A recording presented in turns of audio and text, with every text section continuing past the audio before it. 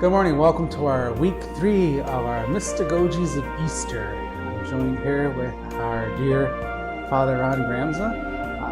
And he's going to talk about the third week, the Mystagogies of Easter, and on the 5th Sunday of Easter. The 5th Sunday of Easter. Yeah, thank you, Father. Yeah. And the theme of this conversation is around the image that is projected in the gospel text, which is the vine and the branches. Jesus is the vine and we are the branches. It's really why we have this little plant here, because it's kind of a nice symbol of a vine that's growing, and Yes. kind of reminds us of some of the imagery that's used in the gospel text. So I'm going to read the gospel text that we're going to be hearing on Sunday, just to kind of give us the idea of it, and then we'll talk a little bit about it. Okay. So we're in the 15th chapter of John's Gospel, and he says, Jesus is speaking, he says this: I am the true vine, and my Father is the vine grower. He takes away every branch in me that does not bear fruit, and every one that does, he prunes, so that it bears more fruit.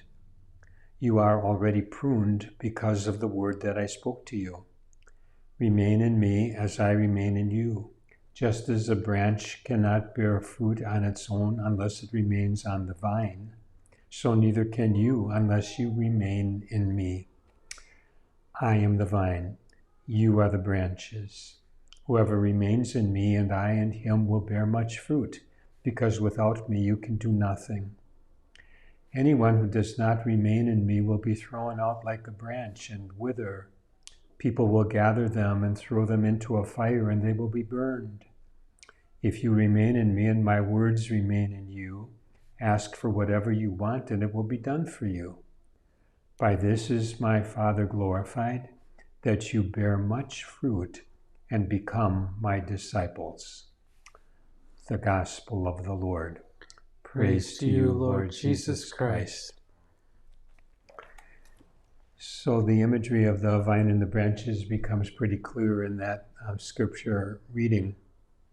And one of the first words that I notice in that reading that takes me back a piece in my own life is the word pruning.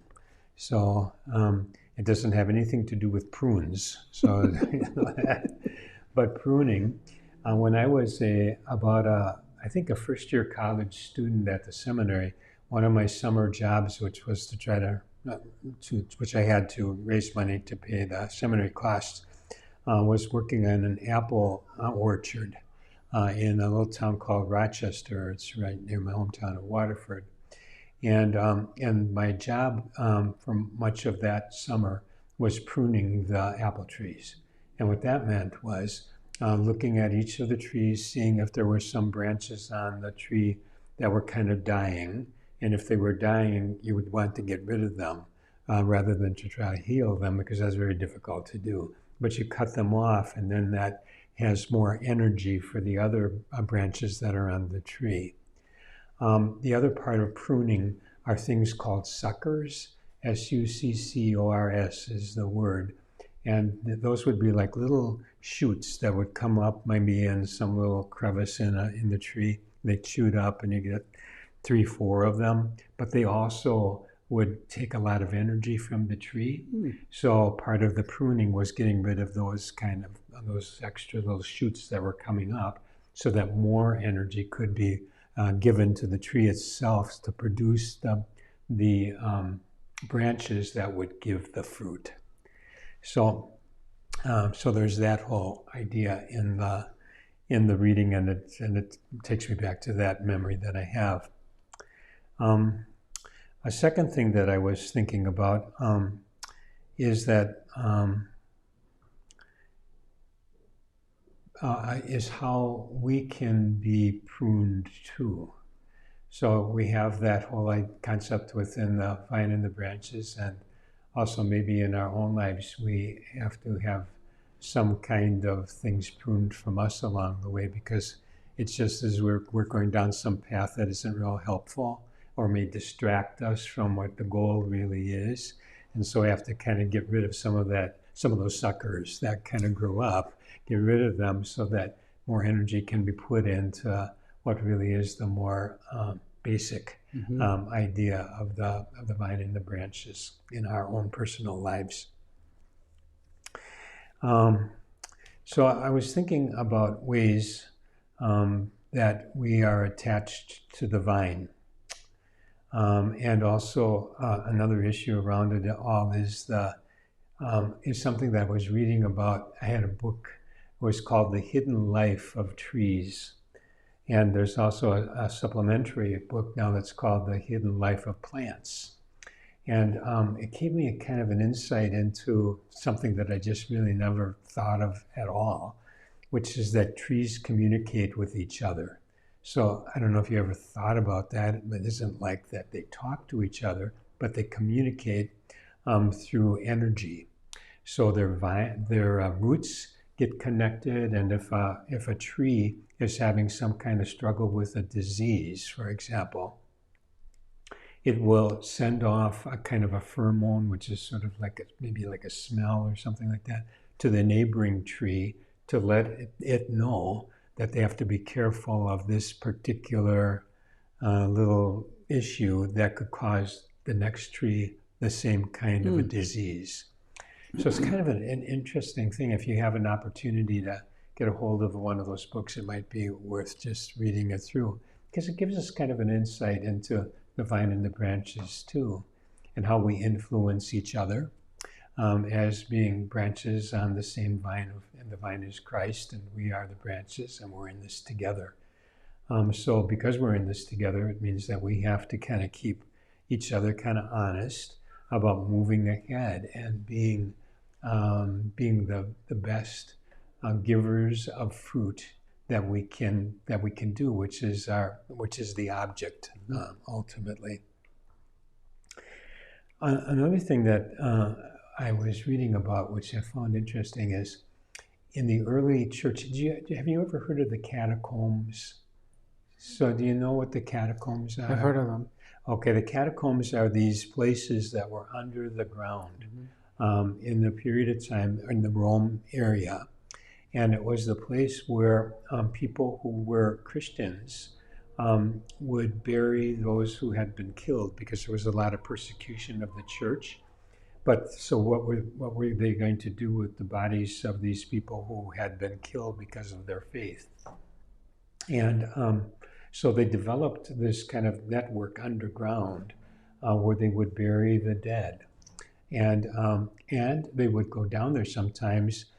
Actually, they have some liturgy, some mass sort of celebration. And what they discovered after these catacombs had been rediscovered some years much later, is that one of the images that was often on the catacomb where somebody was buried was the vine and the branch. So it was that to me is kind of interesting too, that people saw that they were a part of this living reality. I'm the vine and you are the branches. So even in death, in the catacomb, there was still this link of being the vine and the branch. We were connected to Christ, and because we are still branches of that vine. So I found that also kind of an interesting little thing to be thinking about as we get ready for this weekend of talking about the vine and branches. Let's see, what else? I'm going to read you a little book after a moment, but let's just see if there's some other issues that, Eli, sometimes you have some interesting questions or comments to make. So, when I was thinking of the vine and the branches, first of all, thanks for the little horticulture lesson there, because I didn't know all of that about the suckers that grow. Oh, yeah. But, as we were thinking of that, I'm thinking suckers. I was thinking kind of, as being a youth minister, I kind of take things from a perspective on how I can convey this message to our young people. Oh. And last week I said there was 4 F's, and somebody came up to me, what was that 4th F? And it was 3 F's. It was the faith, family, and friendships. And I think that oftentimes when I was thinking as you were talking about this, is that how we have to prune negativeness within our own lives on our own journey.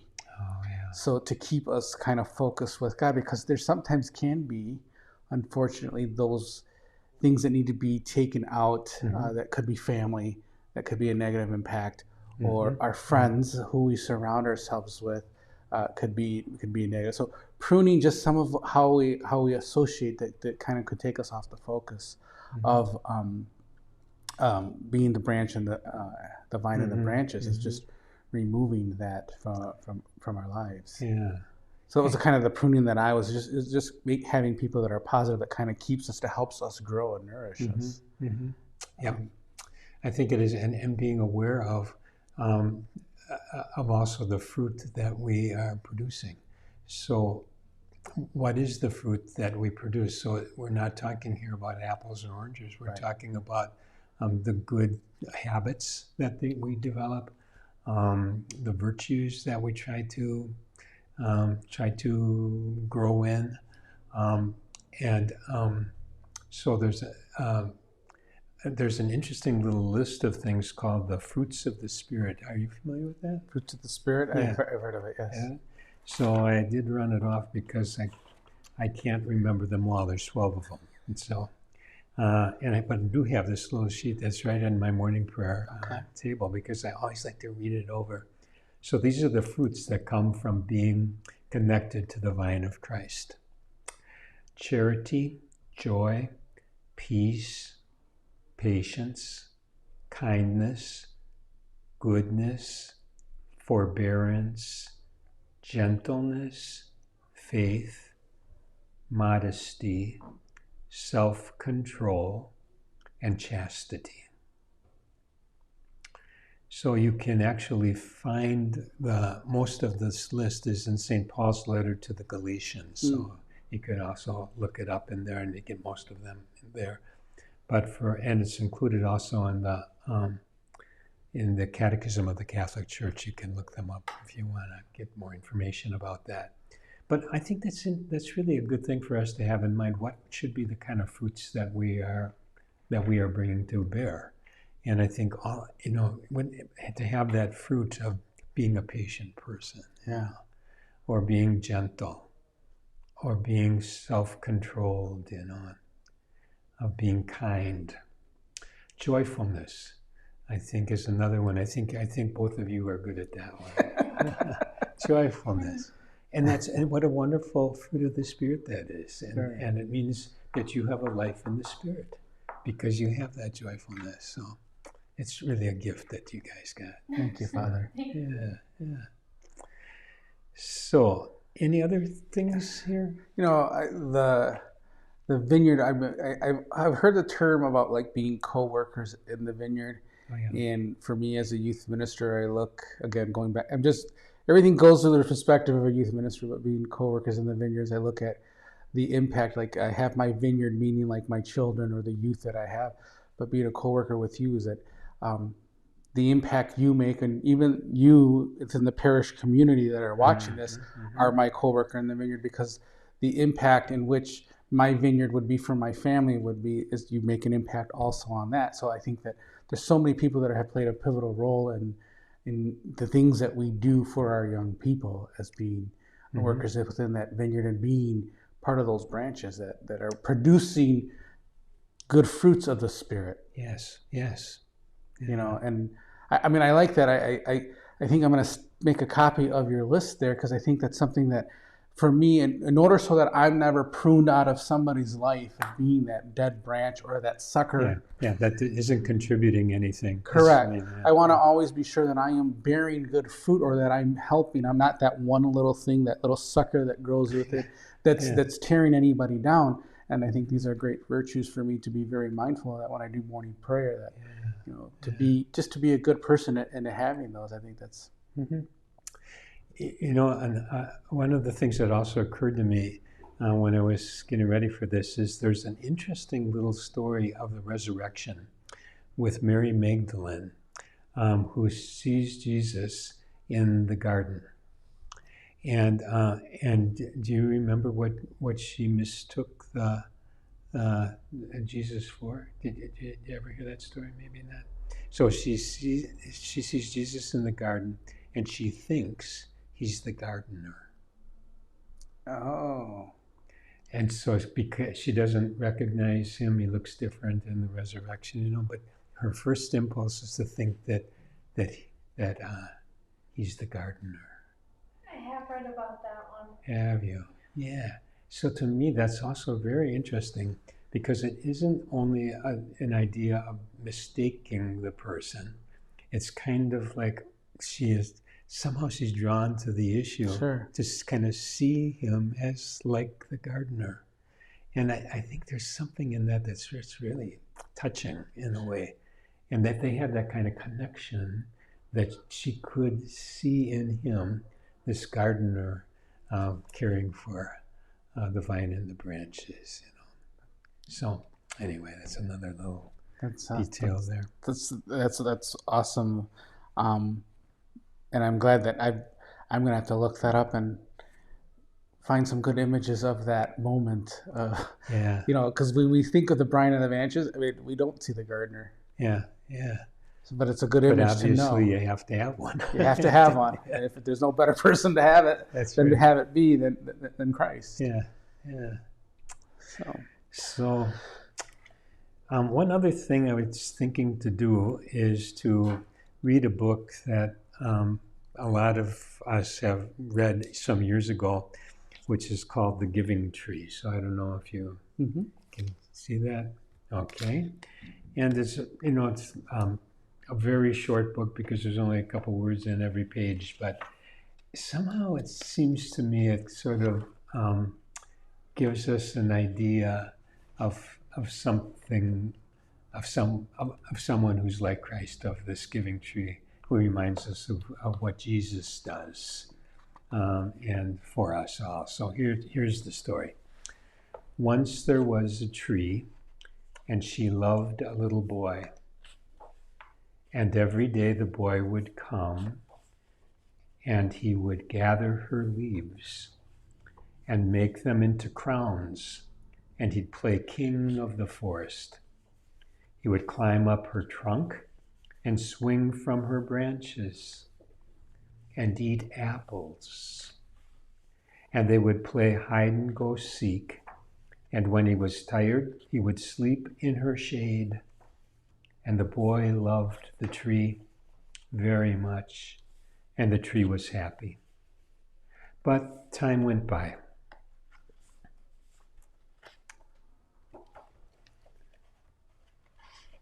And the boy grew older, and the tree was often alone. Then one day, the boy came to the tree, and the tree said, "Come, boy, come and climb up my trunk and swing from my branches and eat apples and play in my shade and be happy." "I'm too big to climb and play," said the boy. "I want to buy things and have fun. I want some money. Can you give me some money?" "I'm sorry," said the tree, "but I have no money. I have only leaves and apples." "Take my apples, boy, and sell them in the city. Then you will have money and you'll be happy." And so the boy climbed up the tree and gathered her apples and carried them away, and the tree was happy. But the boy stayed away for a long time, and the tree was sad. And then one day, the boy came back And the tree shook with joy. And she said, "Come, boy, climb up my trunk and swing from my branches and be happy." "I'm too busy to climb trees," said the boy. "I want a house to keep me warm," he said. "I want a wife and I want children, and so I need a house. Can you give me a house?" "I have no house," said the tree. "The forest is my house. But you may cut off my branches and build a house. Then you will be happy." And so the boy cut off her branches and carried them away to build his house. And the tree was happy. But the boy stayed away for a long time. And when he came back, the tree was so happy she could hardly speak. "Come, boy," she whispered, "come and play." "I'm too old and sad to play," said the boy. "I want a boat that will take me far away from here. Can you give me a boat?" "Cut down my trunk to make a boat," said the tree. "Then you can sail away and be happy." And so the boy cut down her trunk and made a boat and sailed away. And the tree was happy, but not really. And after a long time, the boy came back again. "I'm sorry, boy," said the tree, "but I have nothing left to give you. My apples are gone." "My teeth are too weak for apples," said the boy. "My branches are gone," said the tree. "You cannot swing on them." "I'm too old to swing on branches," said the boy. "My trunk is gone," said the tree. "You cannot climb." "I'm too tired to climb," said the boy.